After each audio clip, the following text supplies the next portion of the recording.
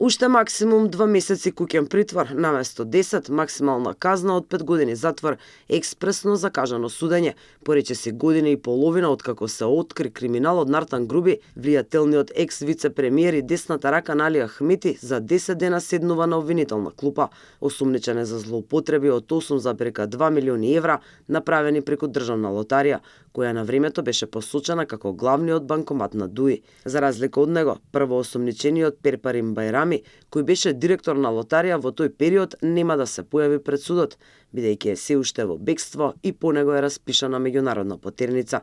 Преку автоматска распределба, предметот е распределен кај судијата Билјана Шуприновска-Јовески и истиот е насрочен за 24 август во 10 часот. Експресно закажаното судење следи откако обвинителството само некој ден пред да истече рокот поднеси официјално обвинение. Притворот на Груби кривичниот суд му го продолжи за 30 дена, односно до 13 септември.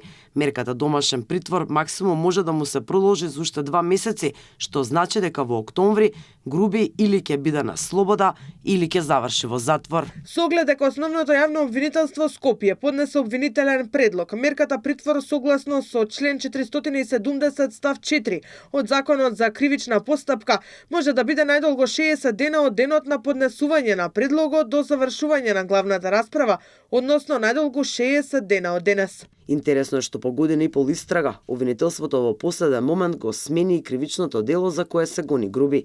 Иако кога се откри аферата, тој беше осомничен за делото проневера во службата, сега обвинителите го гонат за злоупотреба на службената положба. Првото дело носи максимум 10 години затвор, додека за злоупотреба се лежи најмногу 5 години.